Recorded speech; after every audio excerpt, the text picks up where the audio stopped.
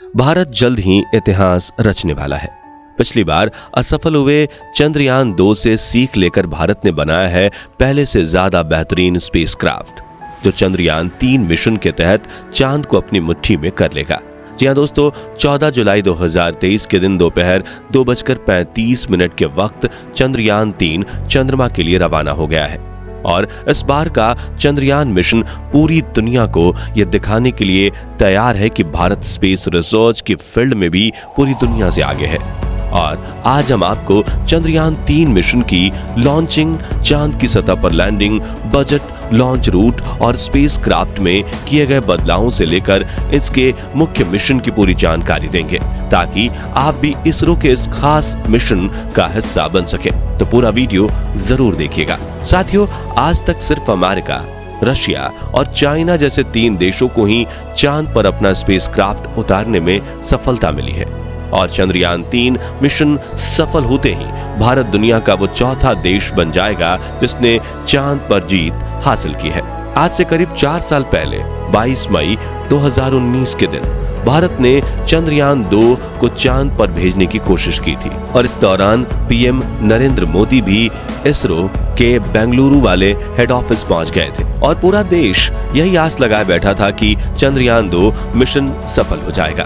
Mission के शुरुआत में सब कुछ सही चल रहा था और 7 सितंबर के दिन चंद्रयान 2 चंद्रमा की सतह पर उतरने ही वाला था कि तभी चंद्रमा की सतह से सिर्फ 2 किलोमीटर की ऊंचाई पर विक्रम लैंडर से हमारा संपर्क टूट गया और हम चांद पर लैंडिंग करने में असफल हो गए थे। मिशन में मिले इस असफलता से इसरो के चीफ के सिवन काफी ज्यादा भावुक हो गए थे।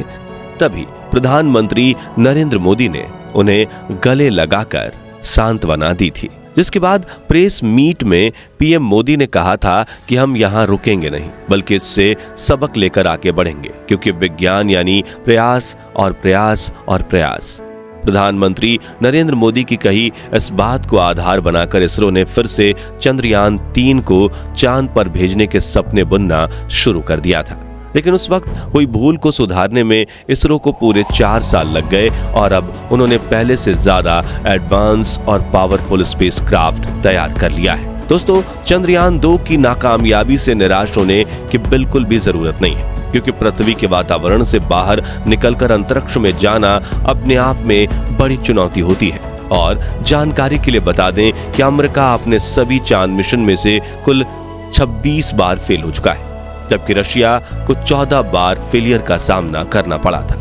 लेकिन भारत ने तो अपनी पिछली असफलता से इतनी बारीकी से सीख ली कि इस बार चंद्रयान 3 का सफल होना तय माना जा रहा है। इस विषय पर बात करते हुए इसरो के मौजूदा चीफ एस सोमनाथ ने कहा कि चंद्रयान 2 मिशन में भले ही हम असफल हुए थे, लेकिन बड़ी बात यह है कि हम इससे सीख लेकर आगे बढ़े हैं। आगे उन्होंने कहा कि असफलता मिलने का ये मतलब बिल्कुल नहीं कि हम कोशिश करना ही बंद कर दें। चंद्रयान 3 मिशन से भी हमें बहुत कुछ सीखने को मिलेगा और इस बार हम इतिहास रच देंगे।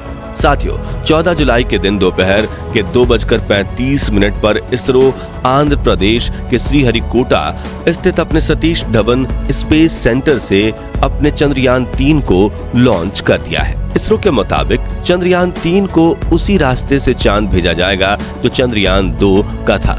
साथ ही इसे चांद के दक्षिणी ध्रुव पर ही उतारा जाएगा, जहां पर चंद्रयान 2 को उतारा जाने वाला था। यानी हम यूं कह सकते हैं कि चंद्रयान 3 अपने पिछले साथी चंद्रयान 2 का बचा हुआ मिशन पूरा करेगा।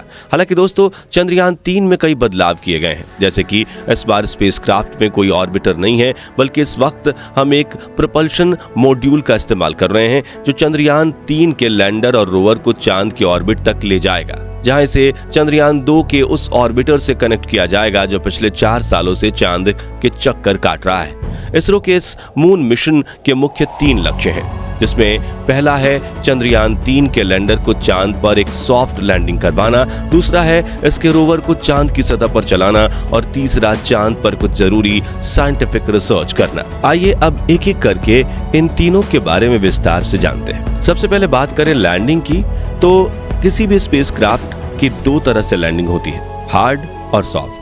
जिसमें से हार्ड लैंडिंग में कोई भी स्पेसक्राफ्ट अंतरिक्ष में मौजूद ग्रह और उपग्रह पर तेजी से लैंडिंग करता है, जिससे सतह से टकराकर उसके क्रैश होने के चांसेस बढ़ जाते हैं। हार्ड लैंडिंग के दौरान ज्यादातर मामलों में स्पेसक्राफ्ट से हमारा संपर्क टूट जाता है या फिर वो एक जगह पड़े रहते हैं और यही दिक्कत चंद्रयान 2 के विक्रम लैंडर के साथ भी हुई थी।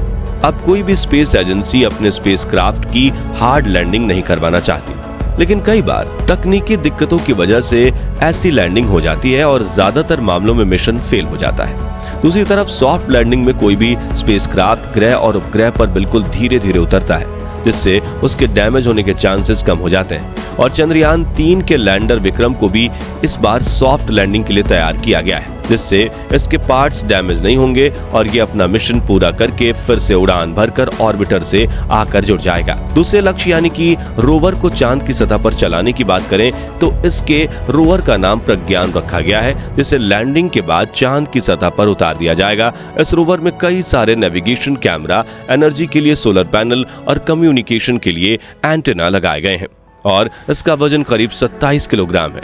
ये चांद की सतह की डेटा कलेक्ट करके लैंडर को भेजेगा और लैंडर इस डेटा को ऑर्बिटर को भेजेगा, जहां से ये डेटा इसरो के ग्राउंड रिसर्च सेंटर पर पहुंचेगी। अब इस मिशन के तीसरे लक्ष्य यानी रिसर्च की बात करें तो चंद्रमा 3 का लैंडर चांद के उस दक्षिणी ध्रुव पर लैंड करेगा जहां आज तक कोई स्पेसक्राफ्ट नहीं गया।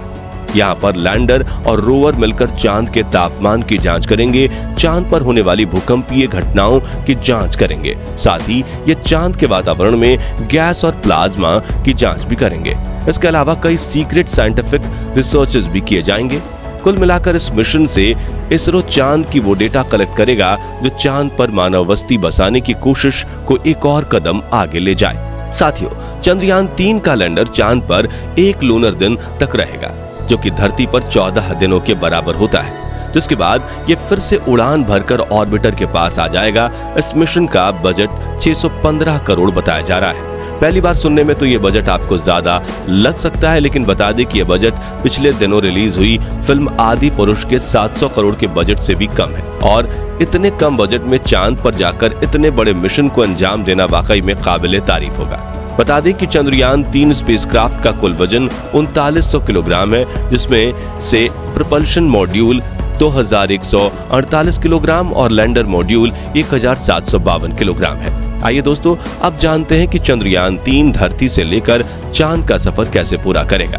तो चंद्रयान 3 के स्पेसक्राफ्ट को रॉकेट से जोड़कर इसरो ने अपने LVM-3 लॉन्च व्हीकल से जोड़ दिया और यह मिशन LVM-3 के इग्निशन से शुरू हो गया। फिर ऊपर पहुंचने पर इसके अगल बगल लगे S-200 रॉकेट अलग हो गए और आगे चलकर पेलोड को कवर करने वाले को खोलकर भी अलग कर दिया जाएगा। रॉकेट का दूसरा चरण भी अंतरिक्ष में आके पहुंचकर मेन स्पेसक्राफ्ट से अलग हो जाएगा, जिसके बाद तीसरे चरण में क्रायोजेनिक इंजन चालू कर दिया जाएगा, जो चंद्रयान 3 को चांद तक ले जाएगा।